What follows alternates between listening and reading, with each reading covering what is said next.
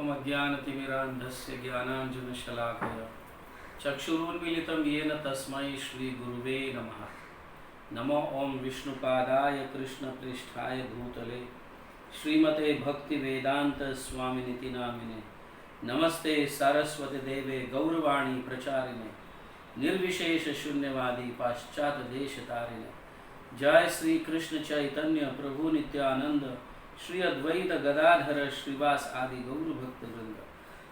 हरे कृष्णा कृष्ण कृष्णा हरे हरे, हरे राम राम राम हरे हरे। हरे कृष्ण कृष्ण कृष्ण हरे हरे, हरे राम राम राम हरे हरे। हरे कृष्ण कृष्ण कृष्ण हरे हरे, हरे राम राम राम हरे हरे।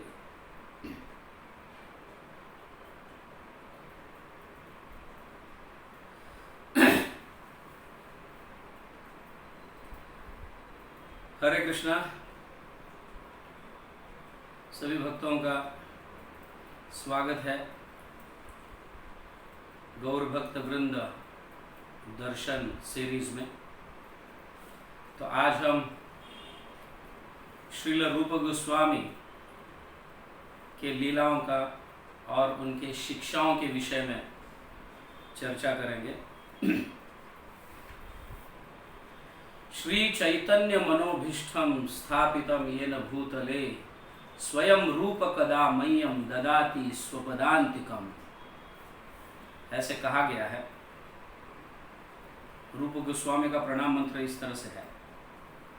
तो इस प्रणाम मंत्र में ऐसा कहा गया है कि रूप गोस्वामी जो है चैतन्य महाप्रभु के मन को जान गए।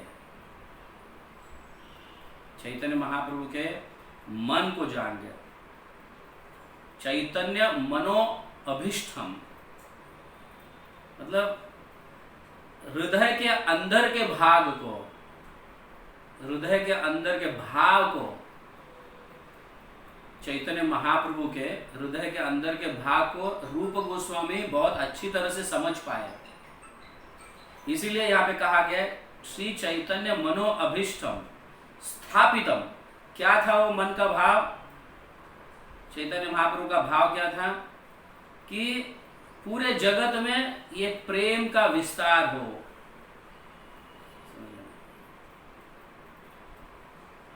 इस ज्ञान का विस्तार हो, या हरे कृष्ण महामंत्र को फैलाया जाए, सभी को प्रदान किया जाए। तो अभिष्टम स्थापितम ये न भूतले, तो रूप गोस्वामी इसको स्थापित किए। उनके मन की जो डिजायर, उनकी जो इच्छाएं हैं, उनको पूरे जगत में उन्होंने स्थापित किया। तो ऐसे रूप गोस्वामी मुझे उनके चरणों में आश्रय कब देंगे? ऐसे हमें रोज प्रार्थना करना चाहिए। श्रील रूप गोस्वामी जो है, हम सारे गौड़ीय सांप्रदाय जो है, इस्कॉन, स्पेशली रूप गोस्वामी के पद चिन्हों पर उनके शिक्षाओं को हम ग्रहण करके चलते हैं। इसलिए हमें रूपानुगास भी कहा गया है। हम रूपानुगास है, रूप के शिक्षाओं को अपनाने वाले, मतलब रूप गोस्वामियों के शिक्षाओं को अपनाने वाले, उनके पद चिन्हों पर चलने वाले। अनुग, अनुग मतलब उनके कहने पर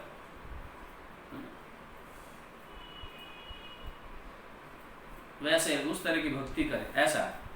तो श्री चैतन्य मनो अभिष्टम, आप सोच सकते हैं कि रूप गोस्वामी का क्या स्थान है कि चैतन्य महाप्रभु के हृदय के अंदर के भाग को, inner most desire of the heart,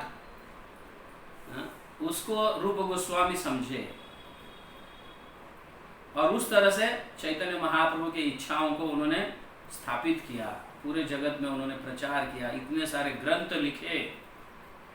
और रूप गोस्वामी कोई साधारण गोस्वामी नहीं है। 6 गोस्वामी के सबसे प्राधान्य गोस्वामी है। 6 गोस्वामी, षड गोस्वामी में से रूप गोस्वामी प्राधान्य गोस्वामी है। कई जगह कवि कर्णापुर जो है शिवानंद सेन के पुत्र अपने चैतन्य चंद्रोदय में ऐसा वर्णन करते हैं, कालेन वृंदावने केली वार्ता, कालेन वृंदावने केली वार्ता लुप्तेति तम ख्यापयुतम विशिष्य। मतलब जो भगवान के लीलाएं जो है लुप्त हो गए थे, कृपा अमृतेनाभिशिष्य च देवस तत्रैव रूप च सनातनम च।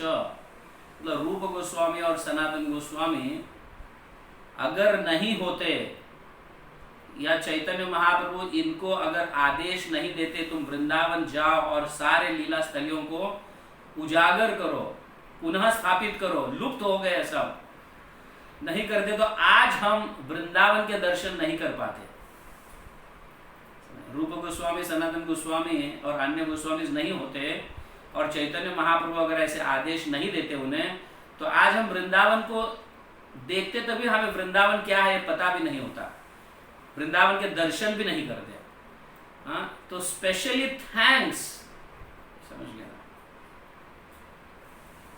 इनके प्रति हम हर हमेशा के लिए कृतज्ञ होना चाहिए कि उन्हीं के कारण सिर्फ हमें आज वृंदावन के दर्शन हो रहे हैं और चैतन्य महाप्रभु के माध्यम से कृष्ण लीलाओं का जो कथा सुनने मिलता है, वर्णन मिलता है, ये सिर्फ इन्हीं के कारण है। तत्रैव रूप च रूपम च सनातन च, मतलब एक्चुअली रूप गोस्वामी और सनातन, तो उन्होंने कृपा प्राप्त की है चैतन्य महाप्रभु की। वैसे श्रील रूप गोस्वामी प्रारंभ से ही चैतन्य महाप्रभु के दिव्य गुणों के प्रति जो है आकृष्ट थे, अत्यंत आकृष्ट थे। इसीलिए तो उन्होंने गृहस्थ आश्रम को छोड़कर वैराग्य धारण कर चैतन्य महाप्रभु को मिलने के लिए वृंदावन जाते हैं। तो चैतन्य महाप्रभु के दिव्य गुणों को रूप गोस्वामी बहुत अच्छी तरह से समझे। तो यहाँ पे कवि कर्णापुर समझाते हैं, प्रिय स्वरूपे दायित स्वरूपे, प्रिय स्वरूपे दयिते स्वरूपे, प्रेम स्वरूपे सहजाभिरूपे, निजानुरूपे प्रभुर एक रूपे, ततान रूपे स्वविलास रूपे। बहुत सुंदर रूप से समझाया है यहाँ पे कहा गया है।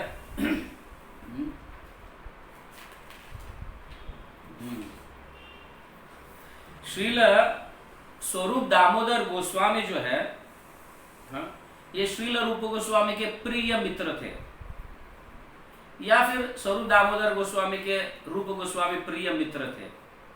चैतन्य महाप्रभु के, यहाँ पे ट्रांसलेशन में एग्जैक्टली पढ़ रहा हूँ, चैतन्य महाप्रभु के हुबहुब अनुकृति थे और वे महाप्रभु को अत्यंत प्रिय थे। रूप गोस्वामी हुबेहुब ऐसे ही आकृति थी, इसलिए चैतन्य महाप्रभु को रूप गोस्वामी अत्यंत प्रिय थे।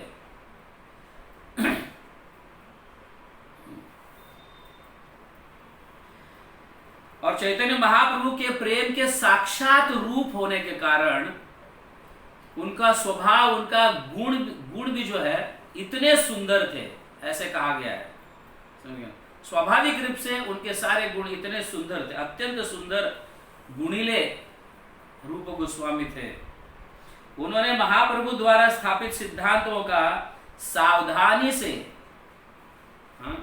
पालन किए और वे भगवान कृष्ण की लीलाओं की सही व्याख्या करने के लिए उपयुक्त व्यक्ति थे।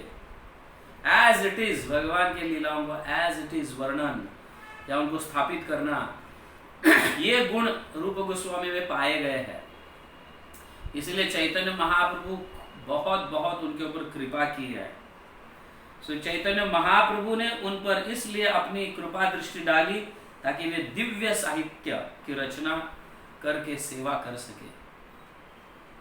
रूप गोस्वामी के ऊपर उत्तरदायित्व था कि सारे दिव्य लीलाओं की रचना ग्रंथों के रूप में, ऐसी चैतन्य महाप्रभु की भी इच्छा रही है। समझिए, ये बहुत सुंदर दिया गया। तो कभी कभी कवि कर्णापुर ऐसे भी वर्णन करते हैं। तो चैतन्य महाप्रभु ने रूप गोस्वामी और सनातन गोस्वामी को अपनी अहेतु की कृपा प्रदान किए है, अहेतु की कृपा। इसीलिए तो ये कहा गया महाप्रभु यत बड़ बड़ भक्त मात्र, महाप्रभु यत बड़ बड़ भक्त मात्र रूप सनातन सबार कृपा गौरव पात्र। चैतन्य महाप्रभु के जितने भी बड़े बड़े भक्त थे, तो रूप सनातन के ऊपर कृपा करते थे, समझ गए ना, और उनको सम्मान भी देते थे, क्योंकि चैतन्य महाप्रभु के एकदम निकट के पार्षद है। बड़े बड़े भक्तगण भी उनको सम्मान करते थे, ऐसी उनकी ख्याति थी रूप गोस्वामी सनातन गोस्वामी की। आज तो हम रूप गोस्वामी की ही चर्चा कर रहे हैं, श्रील रूप गोस्वामी की। तो इस तरह से वृंदावन,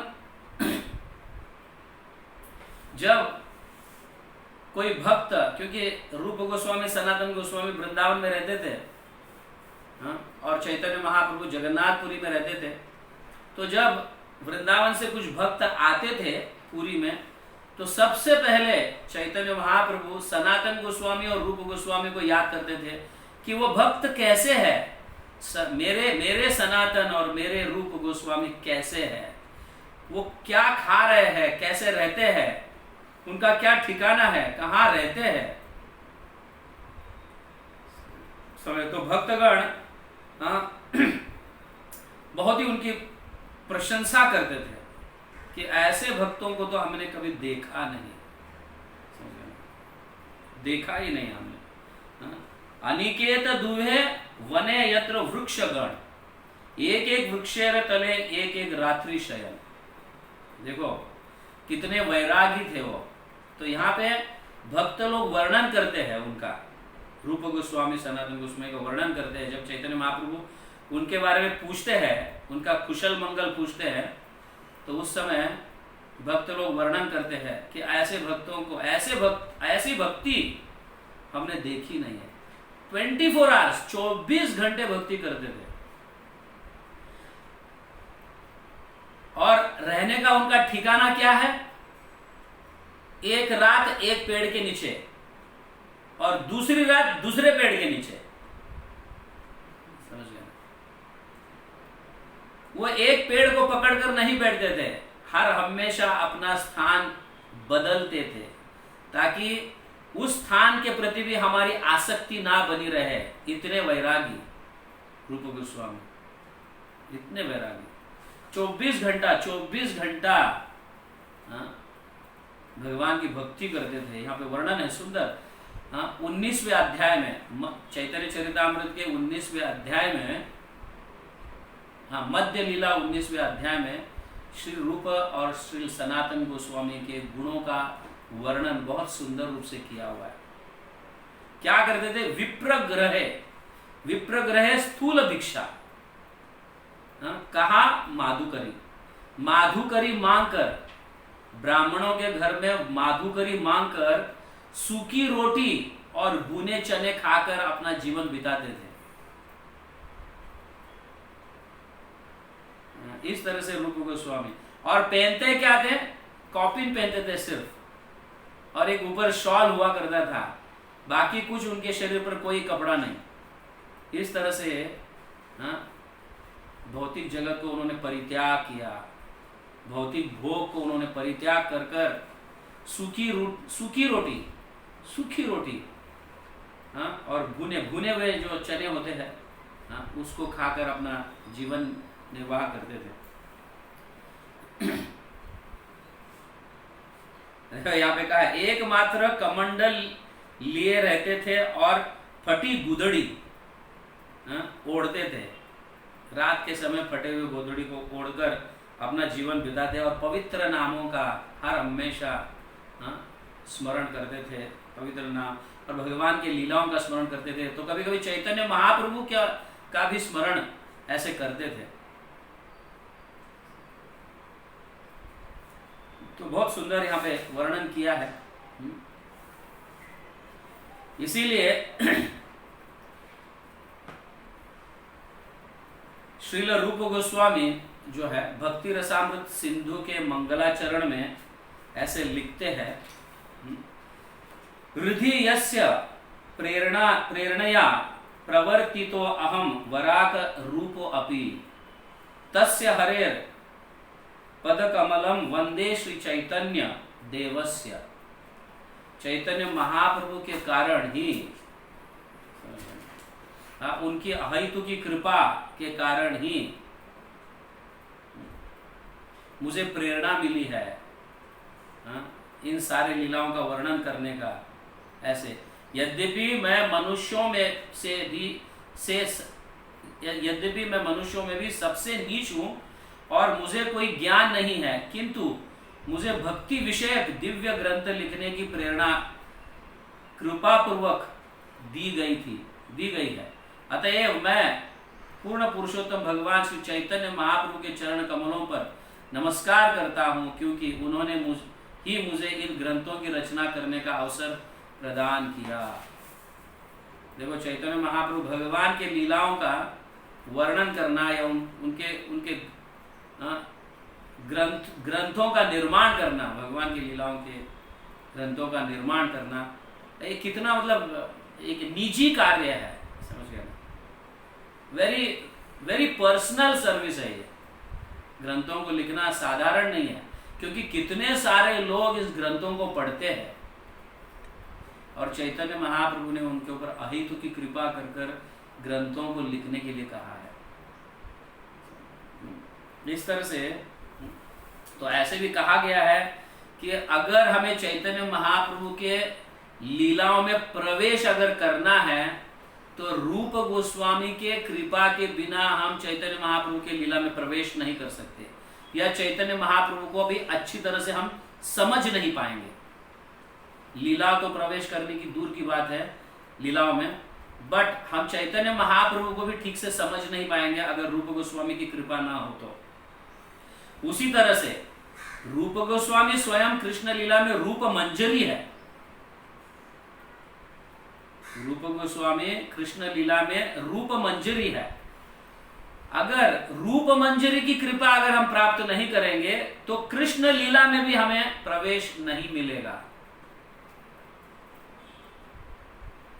कृष्ण लीला में भी हम प्रवेश नहीं कर पाएंगे, समझिए।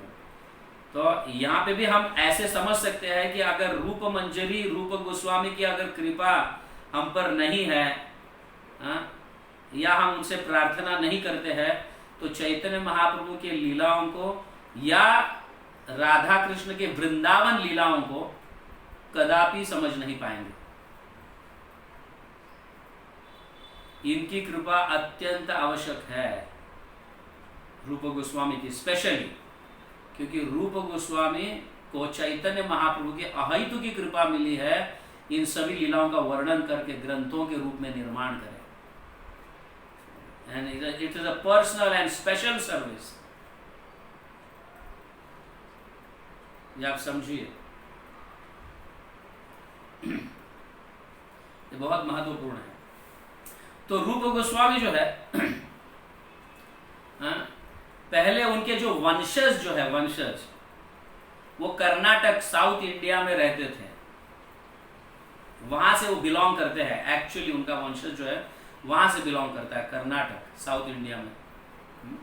श्रील जीव गोस्वामी अपने लघु तोषणी में ऐसे लिखते हैं, भरद्वाज के वंश के हैं रूप गोस्वामी, सनातन गोस्वामी। ऑफ कोर्स, मतलब जीव गोस्वामी उनके भतीजे होने के कारण वो भी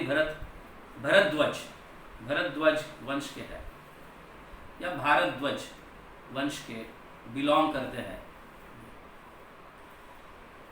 तो उनके पिता का नाम जो था कुमार देव, जो बांग्लादेश में किसी कारण फिर बांग्लादेश में शिफ्ट हो गए सब।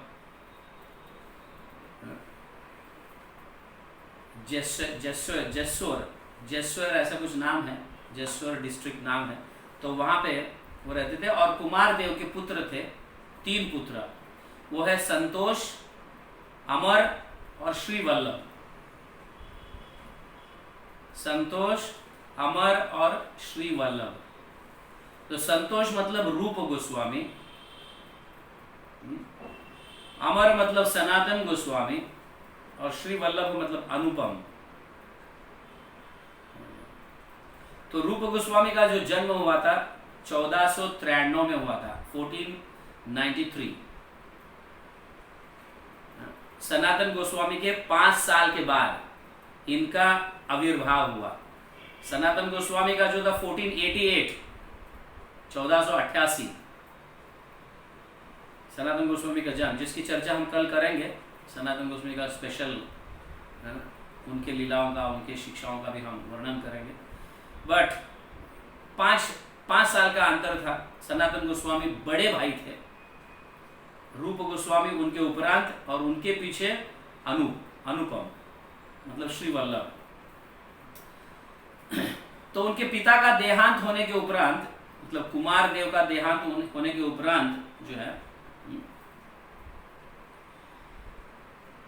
तो वो सुकुमार प्रांत में रहने लगे।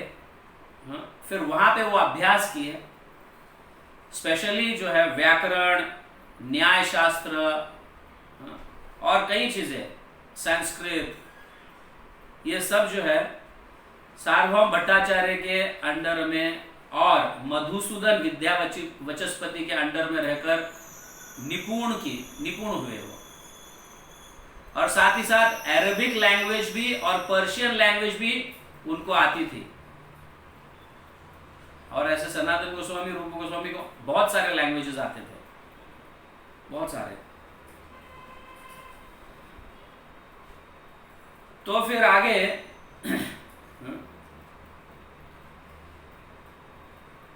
इनको ऐसी चिंता रहती थी कि उस समय नवाब हुसैन शाह जो है रूल करते थे बंगाल पर रूल करते थे। और कई वैष्णव ब्राह्मणास मतलब बहुत हाल होता था उनका, हैरेसिंग करते थे, लूटते थे इनोसेंट लोगों को। तो फिर रूप और सनातन गोस्वामी इतने बुद्धिशाली थे कि किस तरह से ये वैष्णविज्म को, वैष्णवों की और ब्राह्मणों की रक्षा की जाए, ऐसे सोचते थे।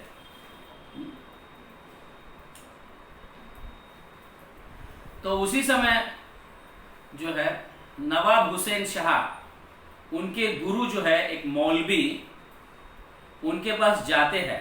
ये नवाब हुसैन शाह जाते हैं, उसी समय की बात है ये। तो ये मौलवी जो है, उनके गुरु जो है नवाब हुसैन के, तो ये फ्यूचर मतलब भविष्य देखने वाले, ये ऐसे गुरु, मतलब वो फ्यूचर को समझते थे। तो एक दिन ये नवाब हुसैन उनके यहाँ पे जाकर, मेरा राज्य, मैं कितने साल तक राज्य कर पाऊंगा, मेरे राज्य के ऐश्वर्य क्या होगा, कैसे बढ़ेगा, इसके विषय में चर्चा करने लगते हैं। तो तब ये मौलवी कहते हैं कि 2 लड़के हैं, ब्राह्मण के पुत्र है, रूप और सनातन नाम से जाने जाते हैं और बड़े होशियार हैं। उनको तुम अपने राज्य में ले लो, उनको नौकरी दे दो, अच्छा पोस्ट दे दो उनको, और वो जब गाइड करेंगे आपको, तो आपका राज्य एकदम ऐश्वर्यशाली हो जाएगा और राज्य भी बढ़ने लगेगा और तुम्हारी भी साथ ही साथ ख्याति बढ़ेगी। ऐसे ही वो मौलवी कहते हैं नवाब हुसैन साहब। तो उन्हें तुरंत तय करते हैं कि कौन है ये 2, रूप और सनातन नाम के कौन है। तो उतने में इमीडिएटली सबको भेज देते हैं।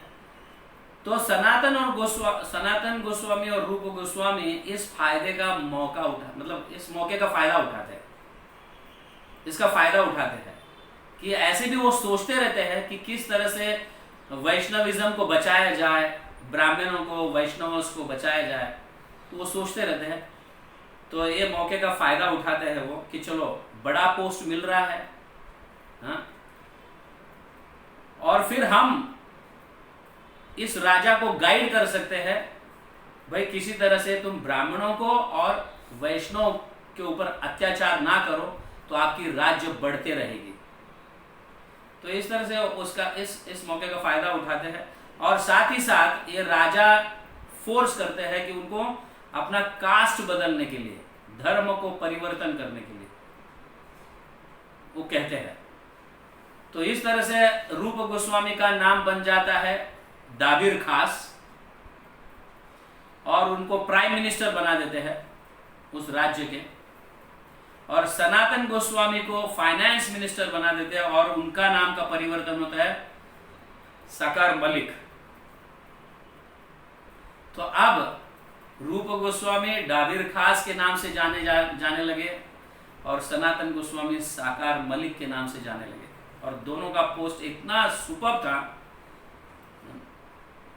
और राजा हर बात उनकी सुनता था, क्योंकि उनके गुरु ने, वो मौलवी ने कहा होता है कि भाई इनको तुम रिस्पेक्ट दे दो और इनको अच्छा पोस्ट दे दो और इनके कहने के अनुसार, इनके निर्देश अनुसार आप राज्य करोगे तो फिर बहुत जल्दी आपका फैल जाएगा, आपका राज्य फैल जाएगा, ऐश्वर्य युक्त हो जाएगा।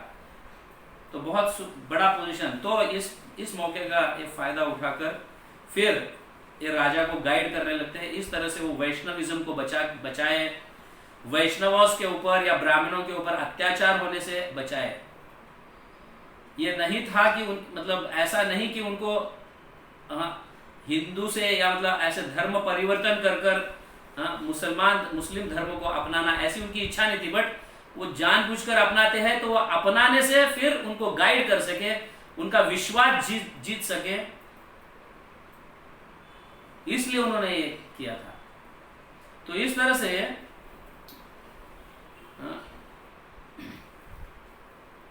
फिर इनको जॉब, ये मतलब ये नौकरी मिल गई, गवर्नमेंट नौकरी मिल गई, इतना बड़ा पोस्ट मिल गया, तो वह राम केली में सेटल हो गए। तो यहाँ पे वो 1514 में सेटल हो गए, राम केली में आए और ये जॉब उनको मिला। तो उस समय चैतन्य महाप्रभु करीबन वो 26 साल तक उनके अंडर में नौकरी की है। नवाब हुसैन शाह के अंडर में 26 साल तक रूप गोस्वामी और सनातन गोस्वामी उनके अंडर में ये सेवा की, ये नौकरी की है। तो जब चैतन्य महाप्रभु पहली बार राम केली में उनको मिले 1514 में, हम कल या परसों ही चर्चा कर रहे थे, तो राम केली में चैतन्य महाप्रभु जब आए तो जीव गोस्वामी एकदम छोटे बालक थे, और जीव गोस्वामी का भाग्योदय हुआ था उस समय। इतने छोटे होते हुए भी चैतन्य महाप्रभु अपने चरण के धूल उनके सर पर रखे,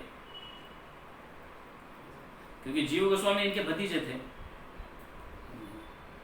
3 तो महात्मा एक ही परिवार के हैं, रूप गोस्वामी, सनातन गोस्वामी और जीव गोस्वामी। तो चैतन्य महाप्रभु के श्री चरणों में गिरकर बड़े विनम्रता पूर्वक उनको प्रार्थना करते हैं, हे प्रभु किसी तरह से हमें इस भौतिक जंजाल से छुटकारा दिलवाइए। ये मुस्लिम राजा या ये जो भी नवाब है, 26 साल तक हम उनकी सेवा कर रहे हैं, उनके अंडर में रहकर नौकरी कर रहे हैं, किसी तरह से हमने वैष्णविज्म को, ब्राह्मणों को या मतलब वैष्णवास को हम थोड़े मतलब बचा कर रखे हैं। तो कृपा कर आप आपके शरण में हमें लीजिए और हमें कुछ ऐसी इस भौतिक जंजाल से निकालिए। ऐसे जब कहते हैं तो चैतन्य महाप्रभु तुरंत ही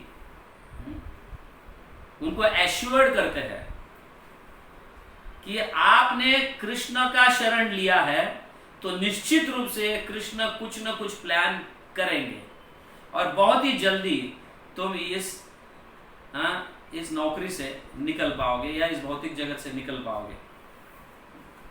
तो तुरंत ही ऐसी कृपा हुई कृष्ण की और रूप गोस्वामी और सनातन गोस्वामी निकल पड़ते हैं, उनके नौकरी को त्याग कर, उस राज्य को छोड़कर निकल पड़ते हैं वृंदावन के लिए। 2 नाव गोल्ड कॉइन्स भरे हुए, सोने के सिक्के से 2 बोट भरे हुए रहते, 2 नाव, उनकी इतनी प्रॉपर्टी रहती है उनकी, इतने श्रीमंत, इतना धन रहता है उनके पास कि 2 नाव पूरा जो है सोने के सिक्कों से भरा हुआ रहता है। उसको फिर अनुपम फैमिली, अनुपम के परिवार में उसको छोड़ देते हैं, फतेहाबाद में जो है वहां पे रहते थे, तो वहां पे छोड़कर उसको डिस्ट्रीब्यूट कर देते हैं। तो फिर ये दोनों जो है अनुपम और सनातन तो बाद में निकलते हैं, सनातन गोस्वामी जो है बाद में निकलते हैं, क्योंकि एक ही साथ सारे निकल गए तो फिर प्रॉब्लम होगा, इसलिए धीरे धीरे रूप गोस्वामी और अनुपम प्रभु जो है वो पहले निकलते हैं, और ये सारे धन को जो है अनुपम प्रभु के फैमिली के पास रखते हैं और वहां से बांटने के लिए कहते हैं। तो ये धन जो है सनातन गोस्वामी हमें शिक्षा देते हैं कि कैसे धन का विभाजन किया जाए।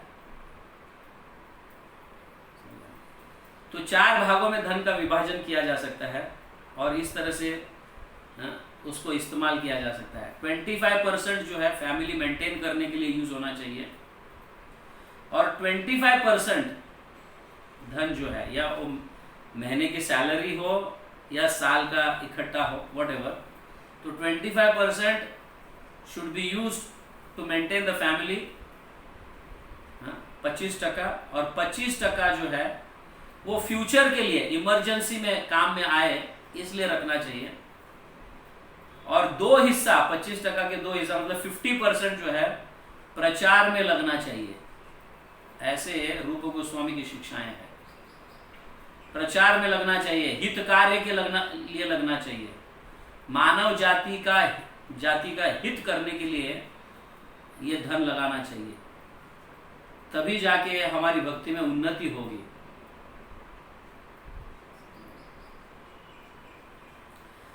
तो इस तरह से ये दोनों रूप गोस्वामी और अनुपम प्रभु जो है वो निकलते हैं। तो जाते समय तो पूरी एक्चुअली वो चैतन्य महाप्रभु को मिलने जाते रहते हैं, पूरी जाते रहते हैं। तो 2 मैसेंजर्स को दो अपने भक्तों को या भेजते हैं, देखो चैतन्य महाप्रभु के क्या प्लान्स है, वो कहाँ जा रहे हैं, प्लान्स क्या है देखो। तो जब ये मैसेंजर्स जाकर जब आ जाते हैं वापस, तब ये निरोप देते हैं कि चैतन्य महाप्रभु तो पुरी से वृंदावन के लिए निकल पड़े हैं। चैतन्य महाप्रभु पुरी में नहीं है, अभी वृंदावन के लिए निकल पड़े हैं। तो ये दोनों जन रूप गोस्वामी और अनुपम इमीडिएटली फिर वृंदावन के लिए निकल पड़ते हैं, और सनातन गोस्वामी को पत्र लिखते हैं, उनके बड़े भाई को एक पत्र लिखते हैं कि हम अभी वृंदावन के लिए निकल रहे हैं, आप भी किसी तरह से छुटकारा पाकर वृंदावन में हम सब तीनों मिलेंगे, ऐसे लिखते हैं। और हम आपके लिए 10,000 सोने के सिक्के छोड़ के जा रहे हैं, कभी आपको फाइनेंशियल प्रॉब्लम आया कुछ तो उसका इस्तेमाल करके आप जल्दी से जल्दी वहां से निकलिए। ऐसे सनातन गोस्वामी को भी लेटर लिखते हैं। अब ये सनातन गोस्वामी कैसे वहां से निकलते हैं ये अलग स्टोरी है, इसकी चर्चा हम कल करेंगे, क्योंकि स्पेशली सनातन गोस्वामी की लीलाओं के विषय हम कल सुनने जा रहे हैं। तो इस तरह से फिर वो वृंदावन के लिए निकल पड़ते हैं। तो चैतन्य महाप्रभु वृंदावन से जब वापस आते रहते हैं तो प्रयाग में रुकते हैं, इलाहाबाद प्रयाग में रुकते हैं। तो वहां पे रूप गोस्वामी और अनुपम जो है चैतन्य महाप्रभु को वहां पे मिलते हैं। दैट इज इन 1516 में उस समय मिलते हैं। तो चैतन्य महाप्रभु ये दूसरी बार मिल रहे हैं चैतन्य महाप्रभु को। This is the second time. पहले रामकेली में मिले थे, जब पहले Chaitanya Mahaprabhu south India tour में थे, तो उस समय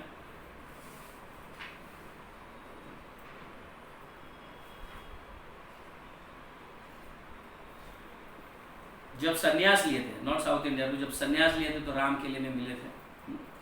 तो फिर अब दूसरी बार जो मिल रहे हैं, प्रयाग में मिल रहे हैं रूप गोस्वामी और सनातन गोस्वामी चैतन्य महाप्रभु। तो यहाँ पे चैतन्य महाप्रभु इन दोनों को देखकर बहुत खुश हो जाते हैं और उनको गले लगाते हैं। दश अश्वमेध या घाट पर जो है, दश अश्वमेध घाट नाम का एक बहुत सुंदर होली प्लेस है, तीर्थ स्थान है। तो वहाँ पे चैतन्य महाप्रभु रूप गोस्वामी को शिक्षा देते हैं, शिक्षाएं देते हैं रूप गोस्वामी को, कैसे वैष्णव, गौड़ीय वैष्णविज्म क्या है, उनके फंडामेंटल प्रिंसिपल्स क्या है, ये सब बहुत सुंदर रूप से शिक्षाएं देते हैं। तो यहाँ पे ये शिक्षाएं बहुत महत्वपूर्ण है जो चैतन्य महाप्रभु रूप गोस्वामी को दे रहे हैं, समझ लेना। तो यहाँ कहा गया है चैतन्य चरितामृत के मध्य लीला के 19वें अध्याय में, ये अध्याय हम सबको पढ़ना चाहिए। दिस इज वेरी इंपॉर्टेंट अध्याय। प्रभुपाद भी इसे कहते हैं कि ये बहुत इंपॉर्टेंट अध्याय है, जहाँ पे हमें बेसिक नॉलेज से लेकर रस तत्व तक ये ज्ञान को प्राप्त होता है, जो चैतन्य महाप्रभु रूप गोस्वामी को समझा रहे हैं, उनको शिक्षाएं दे रहे हैं। कृष्ण तत्व, भक्ति तत्व, रस तत्व, प्रांत, कृष्ण तत्व, भक्ति तत्व, रस तत्व, प्रांत, सब सिखाएला प्रभु भागवत सिद्धांत। सारे कृष्ण तत्व, कृष्ण के विषय में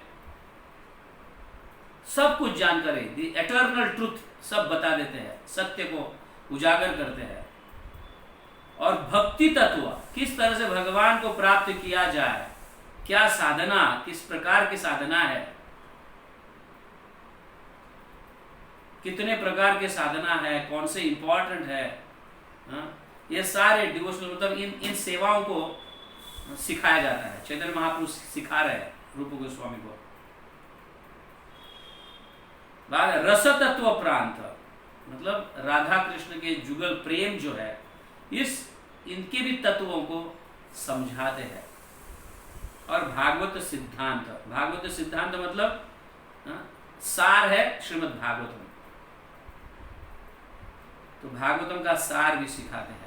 और साथ ही साथ जब चैतन्य महाप्रभु दक्षिण भारत की यात्रा में जाते हैं और रामानंद राय से मिलते हैं, और वहां पे रामानंद राय के माध्यम से जो चैतन्य महाप्रभु सीखते हैं, एक्चुअली चैतन्य महाप्रभु स्वयं ही रामानंद राय के मुख में से या उनके जिह्वा पर बैठकर सुना रहे और उसी को वो खुद सुन रहे हैं।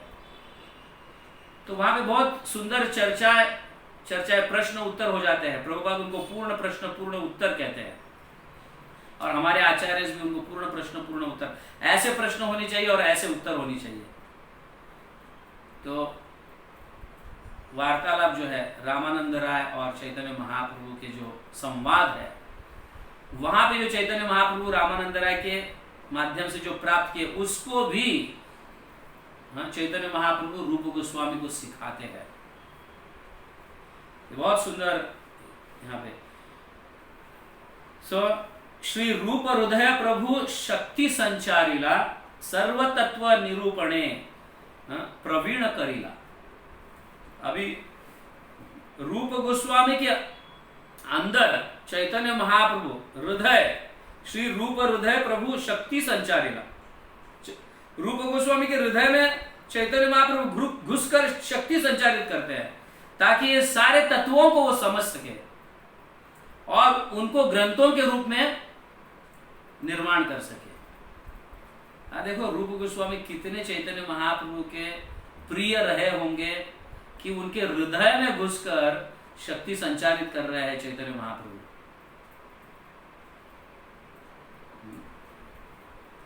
तो इस तरह से बहुत सारा मतलब शिक्षा देते हैं, इंस्ट्रक्शंस भी देते हैं और ऑर्डर्स भी देते हैं, शिक्षाएं भी देते हैं। जैसे हम कई बार सुनते हैं, ब्रह्मांड भ्रमिते कौन भाग्यवान जीव, गुरु कृष्ण प्रसादे पाए भक्ति लता बीज। ये चैतन्य महाप्रभु उनको सिखा रहे हैं। रेयरिटी, तो भगवान की प्राप्ति या भगवान की भक्ति कितनी रेयर है, कितना दुर्लभ है। यहां से जो शिक्षा, यहां से लेके रस तक, इसकी शिक्षा चैतन्य महाप्रभु रूप गोस्वामी को दे रहे हैं। फिर बाद में फिर अपराधों के विषय में भी समझाते हैं, कैसे अपराध बाधक बन जाता है भक्ति के प्रोग्रेस में। ये भी बहुत सुंदर रूप से समझाया हुआ है अपराधों के विषय में। तो एंड स्पेशली वैष्णव अपराध तो कभी नहीं करना चाहिए, ये भी सिखाया जा रहा है। और शुद्ध भक्ति, सेवा के माध्यम से कैसे शुद्ध भक्ति को प्राप्त किया जाए, और शुद्ध भक्ति के लक्षण, ये सब प्राइमरी रस, सेकेंडरी रस जो है, प्राइमरी रस मतलब जो 5 रस है ना? इसको जैसे शांत रस, दास्य रस, साख्य रस, वात्सल्य और माधुर्य रस, और आखिर में माधुर्य रस सबसे कितना ऊंचा रस है, ये भी समझाया जाता है। और माधुर्य रस में सारे रस इंक्लूड है, शांत रस, दास्य रस, साख्य रस, वात्सल्य रस भी इंक्लूड है माधुर्य रस में।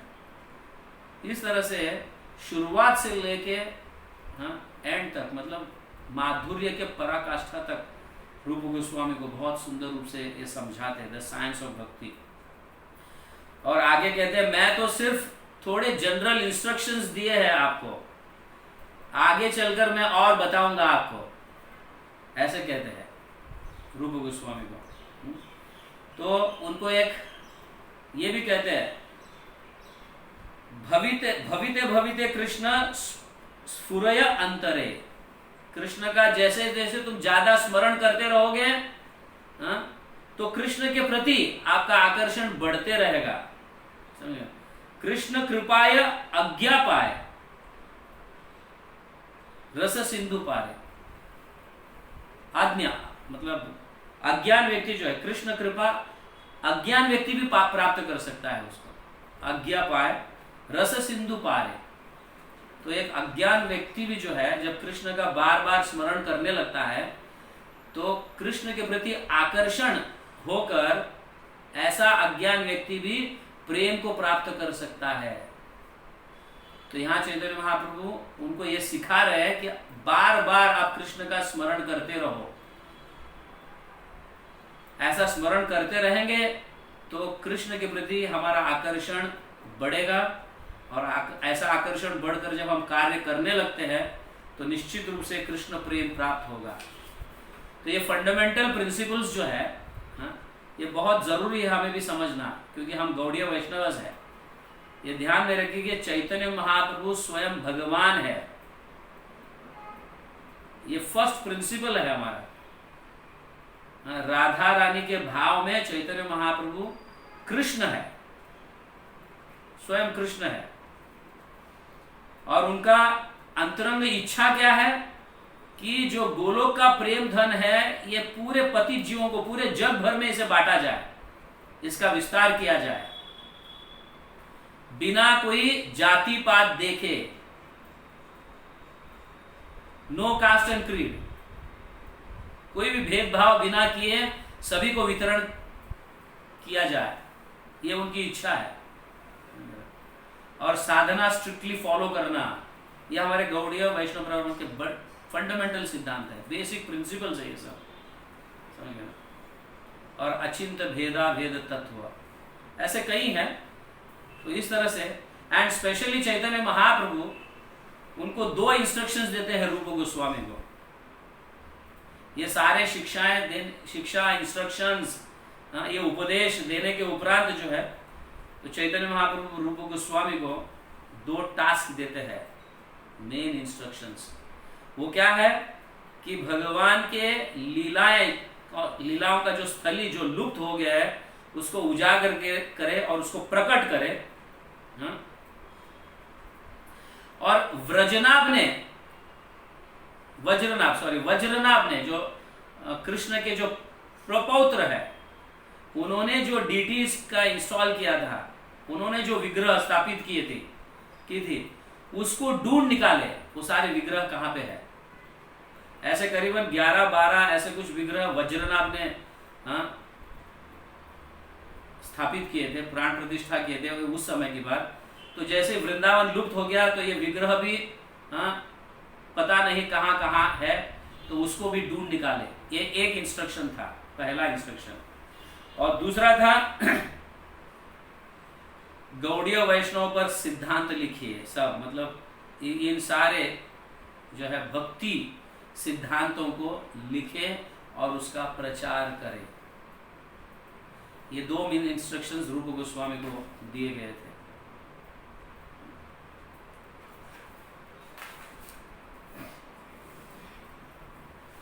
तो फिर कहते हैं, प्रभु कहे तुम्हारा कर्तव्य हमारा वचन, मेरे वचनों का पालन करना तुम्हारा कर्तव्य है।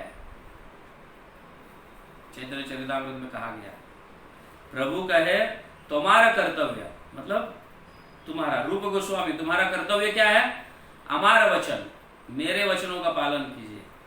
निकट आसिया छे तुम्हें यहाँ वृंदावन, आप वृंदावन जाओ, तुम वृंदावन के बहुत निकट हो, वृंदावन जाकर वहां पे सेटल हो जाओ। तो रूप गोस्वामी, और वहां से तब तक सनातन गोस्वामी भी छूटे हुए रहते हैं। तो ये कैसे छूटे हैं इसकी हम कल चर्चा कर लेते कल। बट फिर रूप गोस्वामी और सनातन गोस्वामी दोनों वृंदावन पहुंच जाते हैं 1516 में। इन 1516 तब तक सनातन गोस्वामी भी निकल पड़ते हैं वहां पे, सब कुछ त्याग कर। वैसे सनातन गोस्वामी चैतन्य महाप्रभु को वाराणसी में मिलते हैं। तो फिर ये दोनों फिर वृंदावन आ जाते हैं और चैतन्य महाप्रभु के ऑर्डर्स, उनके आदेशों का पालन करने लगते हैं।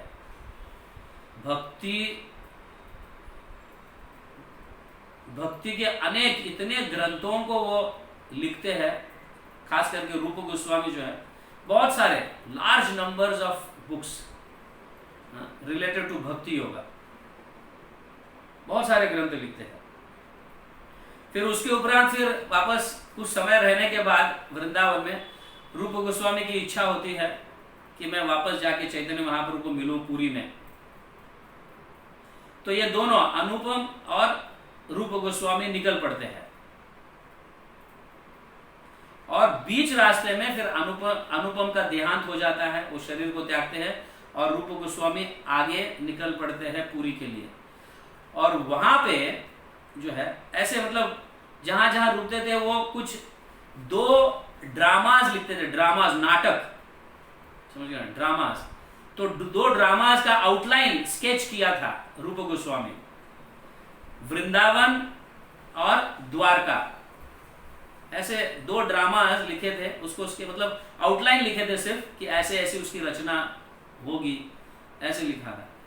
तो जब सत्यभामापुर में, हाँ, जो पुरी के निकट है, पुरी से ज्यादा दूर नहीं है, सत्यभामापुर में जब रूप गोस्वामी वहां पे गए और वहां पे रहने लगे, रात बिताने लगे वहां पे, और दूसरे दिन वापस निकलते थे पुरी के लिए, तो उस रात को एक बहुत सुंदर स्त्री, नारी, रूप गोस्वामी के सपने में आकर ये कहती है कि मेरे लीलाओं का वर्णन तुम अलग करो इस नाटक में मत करो। तो जब सुबह रूप गोस्वामी उठ जाते हैं तो उनको पता चलता है कि ये सुंदर नारी तो सत्यभामा स्वयं थी, कृष्ण की पटरानी, और वो आकर उनके सपने में कही थी कि मेरा जो लीला है या मेरे विषय में जो है ये अलग लिखो तुम। तो रूप गोस्वामी उसको मान लेते हैं, और जब चैतन्य महाप्रभु को पुरी में मिलते हैं, हाँ, तो तब ये 2 नाटक के विषय में चर्चा होती है वहां पे। रूप गोस्वामी बताते हैं कि मैं ऐसे ऐसे नाटक लिखने जा रहा हूं। तो देखते हैं ये नाटक, मतलब ये दोनों नाटक को देखकर रामानंद राय भी और चैतन्य महाप्रभु भी बहुत खुश हो जाते हैं, बड़ा सुंदर है ये। लेकिन दोनों नाटक एक ही ग्रंथ में मिक्स मत कीजिए, क्योंकि दोनों लीलाएं हैं बहुत अलग अलग है, वास्ट डिफरेंस है इसका, समझ, जमीन आसमान का फर्क है। एक है वृंदावन के लीलाएं और दूसरे है द्वारका के लीला है। वृंदावन की लीला माधुर्य भाव के है, माधुर्य रस को प्राप्त कराता है, लेकिन द्वारका लीला जो है वो स्वकीय रस को प्राप्त कराता है। इसलिए दोनों लीलाएं एक ही ग्रंथ में मिक्स मत कीजिए, दोनों अलग अलग ग्रंथ कीजिए। ऐसे चैतन्य महाप्रभु रूप गोस्वामी को आदेश देते हैं और ये दो ग्रंथों का निर्माण होता है जिसका नाम है विदग्ध माधव और ललित माधव। विदग्ध माधव जो है सारे वृंदावन के पास टाइम से, वृंदावन की लीला है, और ललित माधव में वृंदावन छोड़ने के उपरांत जब द्वारका जाते हैं तो उन लीलाओं का वर्णन विदग्ध ललित माधव में है। और ये दोनों ग्रंथ हम गौड़ीय वैष्णव के लिए प्राण के जैसे है, समझिए, ये दोनों ग्रंथ।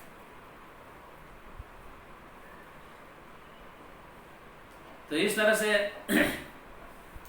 रूप गोस्वामी फिर जगन्नाथपुरी में करीबन 10 महीने तक रहकर आगे वापस शिक्षाएं प्राप्त करते हैं चैतन्य महाप्रभु के माध्यम से, और फिर बाद में उन्हें आज्ञा देते हैं कि आप तुम वृंदावन जाओ। वृंदावन जाकर अभी तक आपने विग्रहों का डिस्कवर नहीं किया है, आपने विग्रहों की प्राप्ति अभी तक नहीं की है, जो लुप्त हो गया है, तो आप जाइए तुरंत जाकर वहां पे सारे विग्रहों की पुनः स्थापना कीजिए।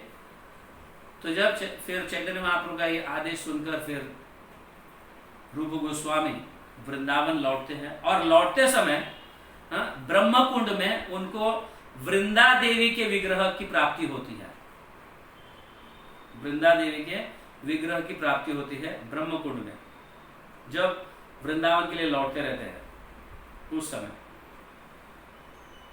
तो उस विग्रह की स्थापना करते हैं। फिर आगे फिर वृंदावन में बढ़ते, मतलब आगे बढ़ते वृंदावन जाने के उपरांत फिर कई महीनों तक इन विग्रहों की खोज में रहते हैं रूप गोस्वामी। न प्राप्ति होने के कारण एक दिन बहुत दुखी होकर यमुना के तट पर वो भगवान से प्रार्थना करते रहते हैं, मेडिटेट करते रहते हैं कि मैं क्या इन आज्ञाओं का पालन कर पाऊंगा, नहीं, महाप्रभु ने तो मुझे आदेश दिए है, ये आज्ञा दी है, तो बहुत दुखी हो जाते हैं। तो उतने में एक ब्रजवासी बालक आते हैं रूप गोस्वामी के पास, और क्या हुआ, तुम क्यों इतने असंतुष्ट है, इस तरह से कहते हैं। तो मतलब ऐसे बातों बातों में फिर ये बालक जो है एक टीला मतलब एक छोटा सा पहाड़, उस तरफ उंगली दिखाकर कहते हैं उस टीला पर जाओ या उस पहाड़ पर जाओ, वहाँ पे जो छोटा पहाड़ है वहाँ पे मैं देखता हूँ, कई समय से देख रहा हूँ कि एक गाय जो है, सुरभि गाय, उस टीला के यहाँ पे एक छिद्र है, वो छिद्र में ये सुरभि गाय अपने स्तनों से दूध डालती है, वहाँ पे ऑटोमेटिकली दूध स्तनों से बहने लगता है। तो वो खुद अपना उंगली पकड़, मतलब रूप गोस्वामी का उंगली पकड़कर वो बालक ले जाता है और उस टीला पर, आप देखो यहाँ पे क्या है इस छिद्र में। तो जब रूप गोस्वामी देखते हैं तो बेहोश गिर जाते हैं, तब तक ये बालक अदृश्य हो जाते हैं। और देखने के उपरांत सारे गांव वालों को बुलाकर रूप गोस्वामी वहां पे उस जमीन में से विग्रह को निकालते हैं। गोविंद जी मिलते हैं उनको, गोविंद जी, जो आज हम ओरिजिनल ये विग्रह जो है हम जयपुर में देखते हैं, उनका दर्शन करते हैं। तो गोविंद जी की बहुत एकदम ठाट से एकदम उनकी स्थापना हो जाती है, कई प्रकार के भोग लग जा, अभिषेक होता है, बहुत बड़ा अभिषेक होता है, फिर बाद में अनेक प्रकार के व्यंजन भोग लगते हैं, कीर्तन किया जाता है, फिर स्थापना की जाती है। इस तरह से स्थापना, मतलब गोविंद जी की स्थापना होती है। बाद में रघुनाथ भट्ट गोस्वामी जो है फिर इनका बड़ा मंदिर बनाते हैं, जो हम आज देखते हैं मंदिर, दैट इज डिफरेंट थिंग, उसकी चर्चा हम बाद में कर लेते हैं। तो इस तरह से रूप गोस्वामी गोविंद जी की स्थापना करते हैं और फिर बाद में अनेक विग्रह मिलने लगते हैं। तो चैतन्य महाप्रभु अपने लीलाओं का समाप्ति जो है 1534 में करते हैं। चैतन्य महाप्रभु का तिरोभाव हो जाता है, वो अपने स्वधाम लौट जाते हैं। उसके उपरांत रूप गोस्वामी जो है गौड़ीय वैष्णव के लीडर बन जाते हैं। रूप गोस्वामी गौड़ीय वैष्णव के लीडर बन जाते हैं। और बहुत सारे ग्रंथों का निर्माण करते हैं, बहुत सारे ग्रंथ है। यहाँ पे मैं सारे ग्रंथों का वर्णन तो नहीं कर सकता। ये ग्रंथ, एक एक ग्रंथ में इतने सुंदर लीलाएं, इतना सुंदर रस भरा हुआ है, हम कल्पना नहीं कर सकते हैं कि ऐसी भी हमें भक्ति प्राप्त होनी चाहिए। ऐसी भी भक्ति होती है। इतने सुंदर ग्रंथों का निर्माण किया है उन्होंने, इतने सुंदर ग्रंथों को लिखा है। क्या टेक्निकल पॉइंट्स लिखे हैं, कैसे कैसे भक्ति में हम आगे बढ़ते हैं, कैसे कैसे किन चीजों को त्यागना चाहिए, किन चीजों को अपनाना चाहिए, अनुकूल प्रतिकूल, ऐसे करने से क्या प्राप्त होता है, ये सारे चीजों का वर्णन जो है, भक्ति के सारे टेक्निकल पॉइंट्स का वर्णन इन सारे ग्रंथों में है। तो कुछ ही नाम मैं बता सकता हूँ। हंसदूत काव्य लिखे हैं, उद्धव संदेश लिखे हैं, श्री कृष्ण जन्म तिथि विधि लिखे हैं, स्तवमाला, विदग्ध माधव, ललित माधव, दान केली कौमुदी, और सबसे इंपॉर्टेंट ग्रंथ जो है, जो हम सब जानते हैं, भक्ति रसामृत सिंधु। ये तो बहुत ही सुंदर रूप से इसका वर्णन किए हैं। प्रभुपाद तो ट्रांसलेशन किए हैं। हमें भक्ति रसामृत सिंधु इस ग्रंथ को पढ़ना चाहिए, बहुत सुंदर ग्रंथ है। फिर बाद में उज्ज्वल नीलमणि, मथुरा महिमा, पद्यावली, नाटक चंद्रिका, लघु भागवतामृत, ऐसे कई ग्रंथों को रूप गोस्वामी ग्रंथों की रचना की है, कई ग्रंथ लिखे हैं। और वो सबसे मतलब अग्रगण्य गोस्वामी है, and he is the Guru of all Vaishnavas. हम इस्कॉन रूप गोस्वामी के पद चिन्हों पर चलते हैं, हम रूपानुगाज है, हम उन्हीं के इंस्ट्रक्शंस को फॉलो करते हैं। श्रील प्रभुपाद उन्हीं के इंस्ट्रक्शंस को एस्टैब्लिश किए।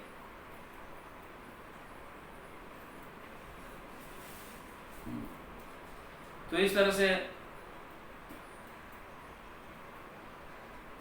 रूप गोस्वामी के माध्यम से श्रील प्रभुपाद हमें कई चीजें सिखाते हैं। रूप गोस्वामी फिर अपने लीलाओं की समाप्ति जो है 1564 में करते हैं।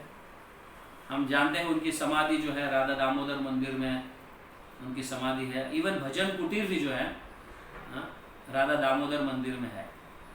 दोनों आमने सामने दर्शन किए हैं ना, हम सब किए हैं कि नहीं? वृंदावन जाते हैं तो रूप गोस्वामी, सनातन गोस्वामी के भजन कुटीर और समाधि का दर्शन हम करते हैं, उसी दामोदर मंदिर में परिक्रमा करते हैं। और प्रभुपाद का जो भजन कुटीर है उधर ही है, जहाँ पे प्रभुपाद राधा दामोदर मंदिर में ही रहकर श्रीमद् भागवतम के पहले स्कंद की रचना उन्होंने की, परपोर्ट्स लिखे उन्होंने, तात्पर्य लिखा। वहीं पे जीव गोस्वामी का भी समाधि है। तो सारे कई गोस्वामियों की समाधि वहां पे है। तो क्या हमें रूप गोस्वामी से सीखना चाहिए? उनकी लीलाओं के माध्यम से क्या सीखना चाहिए? हायर कॉज के लिए हम लोअर चीज को त्याग दें। जैसे कास्ट एंड क्रीड जो है, ये तो जन्म से होता है, ये सनातन धर्म नहीं है, है ना। जिस कास्ट में भी, हम हिंदू का हो या मुस्लिम्स का हो या व्हाटएवर, जो भी कास्ट है, ये सनातन धर्म नहीं है। तो सनातन धर्म की स्थापना करने के लिए इन्होंने अपने आप को मुस्लिम्स में परिवर्तन किया, अपना नाम बदल डाला, ताकि किसी तरह से इसको अपनाकर अगर हम वैष्णविज्म को बचा सकते हैं, या उनके ऊपर अत्याचार होने से बचा सकते हैं, तो उन्होंने उसको भी एक्सेप्ट किया। वो कट्टर हिंदू या कट्टर ऐसा कुछ बनकर नहीं रहे। तो उसको प्रोटेक्ट करने के लिए, ब्राह्मणास को, वैष्णवास को या वैष्णविज्म को प्रोटेक्ट करने के लिए उन्होंने फिर अपने नाम को भी बदल डाला, डाबिर खास और साकार मल्लिक बनकर, और ऐसे नवाबों के अंडर में रहकर कार्य करने लगे, अपने धर्म को परिवर्तन, अपने धर्म को बदल दिया उन्होंने। एनी हो, क्योंकि जब चैतन्य महाप्रभु ये कहते हैं कि अंदर से आप भगवान की सेवा करो और बाहर से ये दिखावा करो कि तुम ये ऐसे धर्म के हो, इस धर्म के हो, तो इस तरह से अंदर से तो वो कृष्ण के भक्त ही थे, that was no doubt, but बाहर से वो दिखावा करते थे कि हम डाबिर खास और साकार मल्लिक है, और राजा के हृदय को इस तरह से परिवर्तन कर कर या उनको ऐसे गाइड कर कर वो समझाते थे कि ब्राह्मणों को और वैष्णवों के ऊपर अत्याचार ना करो, नहीं तो फिर हमारा राज्य नहीं बढ़ेगा। तो वो उन्हीं के कारण वो रुक गया था और वैष्णविज्म को भी प्रोटेक्ट किया गया था। इसलिए रूप गोस्वामी बहुत हमारे लिए बहुत पूजनीय है। ये वैष्णविज्म को मतलब उनका प्रोटेक्ट, उनकी रक्षा की उन्होंने, रूप गोस्वामी सनातन गोस्वामी उनकी रक्षा की है, उनको प्रोटेक्ट किया है।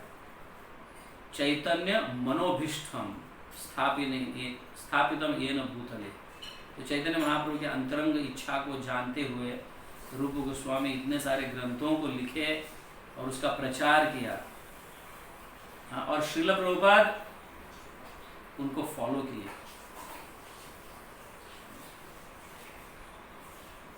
तो प्रभुपाद ये मतलब उनके शिक्षाओं से ये भी हमें सीखना चाहिए, जैसे रूप गोस्वामी और सनातन गोस्वामी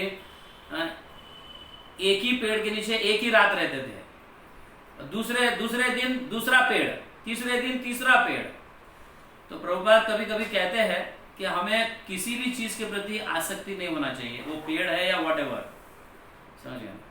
तो प्रभुपाद ऐसे कहते थे कि अगर भगवान चाहते हैं कि हमें मतलब महल को त्याग कर पेड़ के नीचे रहे, तो हमें महल को त्याग कर पेड़ के नीचे रहना चाहिए। और भगवान अगर चाहते हैं कि पेड़ को त्याग कर महल में रहो, तो हमें पेड़ को भी त्यागना आना चाहिए और महल में रहना आना चाहिए। महल में रहना का अर्थ यह नहीं कि उसके ऐश्वर्य को भोग करो, वो कृष्ण की सेवा में लगाने आना चाहिए, समझ गए। ऐश्वर्य जब प्राप्त होता है तो कृष्ण की सेवा में लगाने आना चाहिए, ये बहुत महत्वपूर्ण है। तो फिर ऐसी मनस्थिति अगर रही कि हर हमेशा 24 आवर्स कृष्ण की सेवा, ये मनस्थिति अगर रही, तो हम किसी भी परिस्थिति में भक्ति कर सकते हैं, भले ऐश्वर्य प्राप्त हो या बिल्कुल कुछ ना हो, तो भी हम आराम से भक्ति, विदाउट एनी डिस्टर्बेंस हम भक्ति कर सकते हैं और भगवान की प्राप्ति कर सकते हैं। तो ये शिक्षा है बहुत महत्वपूर्ण है। प्रभुपाद हमें बताते हैं कि किसी भी परिस्थिति में हो, भले ऐश्वर्य युक्त हो, फिर भी हमें भक्ति करनी चाहिए। अगर भगवान चाहते हैं इसको त्याग कर पेड़ के नीचे रहो, तो हमें पेड़ के नीचे रहने भी आना चाहिए। अगर भगवान चाहते हैं पेड़ को त्याग कर महल में रहो, तो हमें महल में भी रहना आना चाहिए। ये शिक्षाएं बहुत महत्वपूर्ण है। तो हम भक्ति करते समय ज्यादातर हमें ये सारे ऐश्वर्य प्राप्त हो ऐसी इच्छाएं होती है, समझ गए ना। ये डायन के जैसी इच्छाएं हैं। भक्ति करते समय प्राप्त हो रहा है वो अलग बात है, लेकिन वो प्राप्त हो ऐसी इच्छा कर भक्ति कर रहे हैं, तो ये अच्छी बात नहीं है। तो प्रभुपाद भी देखो, जब प्रभुपाद प्रचार के लिए गए थे, उनके पास तो फूटी कौड़ी भी नहीं थी, समझ गया ना। जब पाश्चात्य देश गए प्रभुपाद, बिना कुछ लिए गए और इतना बड़ा एम्पायर बनाया, इतनी बड़ी संस्था खड़ी की है, और फिर भी उनको इतने सारे मंदिर, बड़े बड़े मंदिर की स्थापना होने के बाद भी वो कभी इन मंदिरों में आसक्त नहीं रहे। ये मंदिर मेरा है, ये है, वो है, ऐसा नहीं, ये भगवान का है। ये भावनाएं बहुत जरूरी है हमें सीखना। तो श्रील रूप गोस्वामी के शिक्षाओं के माध्यम से ये हम सीख सकते हैं। और चैतन्य महाप्रभु भी रूप गोस्वामी को बहुत सुंदर शिक्षाएं दिए हैं। 19th चैप्टर पढ़िए आप चैतन्य चरितामृत के मध्य लीला का 19वां अध्याय। इसका ये शिक्षाओं का डिटेल में वर्णन किया गया है। कृष्णदास कविराज बहुत सुंदर वर्णन करते हैं। तो इसको पढ़ेंगे तो हमें बेसिक नॉलेज, हाँ, इवन रस तत्व का भी बेसिक नॉलेज हमें पता चलेगी क्या है भक्ति, क्या होती है।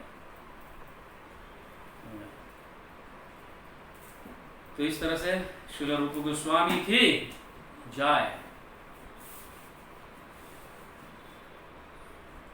श्रील प्रभुपाद की जय। गौर प्रेमानंदे हरि हरि बोल। श्री चैतन्य महाप्रभु की जय। Any questions? कोई प्रश्न है किसी को? पॉज।